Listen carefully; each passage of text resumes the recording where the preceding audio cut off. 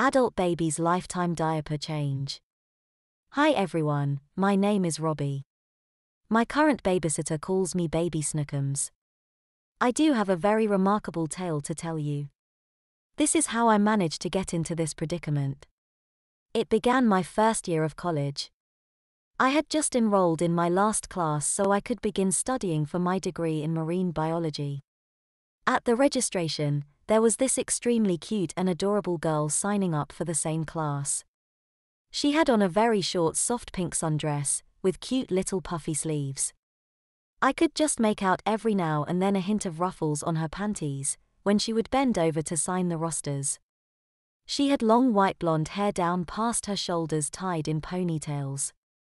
And what looked like very comfortable slippers on her feet. I had to meet this girl. She was just too cute. I walked over to her and introduced myself. Hello, my name is Robbie. Seems we are sharing the same class this semester. Do you need some help? She looks at me with her wonderful green eyes and giggles sweetly. She says in a soft voice, "My name is Tracy and I am a bit confused. I could use some help." I was more than willing to help. As the day progressed, Tracy had started to hold my hand. She was always cheerful and had the sweetest giggle I had ever heard. We talked about almost everything I could possibly think of just so I could hear her sweet voice. It was almost time to go for the day. I couldn't just let this girl walk away. The next day was Saturday and I thought I could at least spend Friday and Saturday with her. I say, "Could you give me your number? I would like to call you tomorrow and see if you might like to go somewhere with me." She smiles a beautiful smile and writes something on a piece of paper. She says softly, "I need you to give this to your mother." My mother? I respond in a slightly surprised voice. She says, "Yes, your mother. You said you live with her, right?" I reply, "Yeah." She says sweetly, "Well, give it to her. My mommy will want to talk to her before you come over tomorrow. And no peeking either or it's off." I quickly reply, okay. I'll give it to my mom and won't peek." She giggles sweetly and gives me a soft kiss on my cheek. I am totally in heaven. She says in a cooing voice, "I'll see you tomorrow, baby. Have a good night." I watch in stunned silence as Tracy gracefully walks off. I can still smell her perfume. I inhale deeply. So sweet and fresh. Reminds me of baby powder. I'm very surprised. I stand for a minute as her baby powder scent slowly fades and the crass smells of the room settle back in. I am definitely going to give this to Mom and do everything I can to be at her house tomorrow. When I get home, Mom is in the kitchen making dinner. I toss my book bag on the floor by the sofa and walk in. I say, "Hi, Mom. How's your day been?" I get a glass of milk from the fridge and grab several oatmeal cookies. She replies, "Was a long day at work. I'm glad the day is over and I don't have to go back till Wednesday. Don't eat too many of those cookies. They'll spoil dinner." I reply, "They won't, I'm starving." I look at the note in my hand. I want to see Tracy tomorrow. I continue, "I met a very cute girl today at registration." Mom says cheerily, "That's nice, dear. When am I going to meet her?" I hand the note to her and reply, "Well, her name's Tracy and she said to give this note to you or I won't get to see her tomorrow." Mom takes the note with raised eyebrows. She opens it and reads it. A huge smile crosses her lips. She looks at me with a sparkle in her eye and says softly, "I know Amanda, Tracy's mom. We work together at the lab. You really want to go spend Saturday and Sunday with Tracy?" I agree, she is the cutest girl I have met, and I have no objections. 2 days.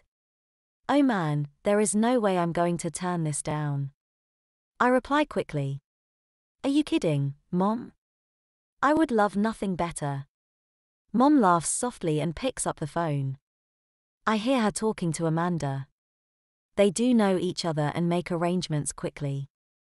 I hear Mom say. And he will always be that adorable? Just like Tracy? I'm all for it. I'll drop him off at 10 a.m. tomorrow. Okay. Yes. For as long as they like. Yes, do that.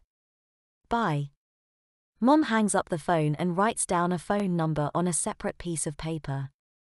She gives me the paper and says, "That's Tracy's number. Don't lose it. You're the only one who has ever had her number. I will drive you over and drop you off." I say in a loud voice. What? Mom, I'm old enough to drive myself. She replies in the voice of Mom. Either I take you and pick you up, or you can't go. That's the way of it. I agree quickly.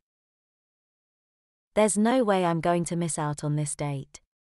I hurry through dinner and help to clean the table. Mom pats me on my butt as I go upstairs to bed. This is something I don't remember Mom ever doing. But I sorta like it as long as she doesn't do it in front of other people. I was so excited I almost couldn't get to sleep. When sleep finally did come, I dreamed of Tracy in the sweetest way all night. I wake to Mom shaking me softly and telling me it's time to get up. I have an hour to get ready and have breakfast. Mom has laid out shorts and a t-shirt along with the pair of underwear I hate. They look like a girl's panties. Mom isn't taking any nonsense this morning. So I take my bath and dress quickly without any discussion. I hurry through breakfast and find Mom has already gotten the car out and is waiting for me. I get in the car. I am off on the beginning of a day that will change my life forever. Mom drops me off at Tracy's house and drives off, leaving me there. I watch for a bit as the car disappears off in the distance. Tracy's house is huge. I walk up the drive to the front door. I ring the doorbell. I can hear the Westminster chimes sound sweetly inside. I notice the gate closes across the driveway. I take note. But it doesn't matter. The door opens and a very beautiful older woman answers. She is dressed in a maid's outfit. At least I thought it was. She clasps her hands together and smiles radiantly. She says in a cooing voice like she was talking to a baby, "You must be Robbie. You are so adorable already. Do come in, come in. Trace is waiting for you in the playroom." She takes me softly by the hand and leads me in the door. It closes and I could swear I heard it bolt lock. She leads me through an archway and down a hall. At the end of the hall, she takes me into a room and the door shuts. I am astounded. I am in a baby's nursery. I see Tracy in a diaper and a pair of white romper panties with baby Tweety and friends on them. She has no other clothes on and is sucking on a bottle of red liquid. I realize suddenly she's in a nursery. In a playpen. Dressed in baby clothes. And sucking on a bottle. I turn just as Amanda gently holds me. I feel so strange suddenly. I feel gooseflesh rise all over me and a tingling rush runs through me. There is some kind of device on her hand. I have never seen anything like it before. She says cooingly like she's talking to a baby. "Is baby all wet and need a fresh diaper?" I suddenly feel a warmth spread in the front of my pants and run down my leg. I can't believe it. I just pissed my pants. Amanda then takes one of my butt cheeks in her hand and says in the same voice, "Did baby make a stinky too?" Again I can't help myself. I feel something filling my pants in the back. I can smell it and know I have just messed in my pants too. I can't even begin to comprehend what's happening. Amanda takes my face gently in both of her hands and caresses it softly. I see she has one of those devices on both hands. I suddenly feel so weird in my head. I am having a hard time thinking. I get the strangest desire to play with the baby toys I see in the playpen. I hear Trace's sweet little giggle. Amanda says in that voice, "It's okay, baby Snookums. Babies have accidents if they are not in their diapers. Come, Auntie will clean you up and diaper you properly." I can't quite understand. I'm not a baby. I can't help myself for some reason. My thoughts are not right. This is Tracy's mom. I suddenly know she's auntie too. Amanda takes me by the hand and leads me into another room. This is a bathroom with a table and many shelves filled with oils, powders, creams, and a large stack of cloth diapers. Amanda says in that voice, "Okay, baby, lift your arms so I can take off your wet shirt." Without thinking, I raise my arms and the wet shirt is over my head and gone. There is a moment of confusion as Amanda unbuckles my pants. She has a large wipe of some kind and begins to clean around me.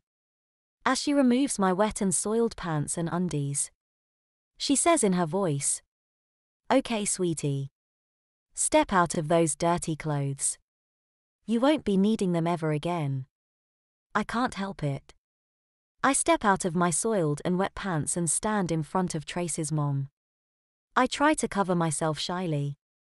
She takes several sweet-smelling baby wipes and cleans me, moving my hands out of the way. She rubs her nose to mine and kisses it softly and says, "That's a good baby. You are such a good baby." I feel her caress my face again and down the back of my neck. It was so wonderfully electric. I realize I don't have a care in this world at this moment. I vaguely wonder about her calling me baby though. It feels so right. Isn't there something wrong? I feel her hands gently caress my face and neck again. I can't remember what I was thinking. I realize I am being lifted in the air. I am confused. Tracy's mom must be tremendously strong. I feel the table on my back as I am gently laid on it.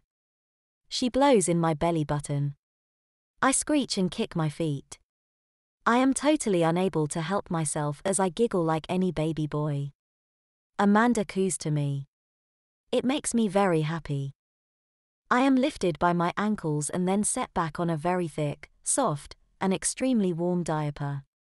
She spreads my legs and takes a bottle of baby oil off of a shelf. She opens it. I can smell the wonderful smell of honeysuckle. I hear Amanda say in her cooing voice, "This is very special baby oil, sweetie.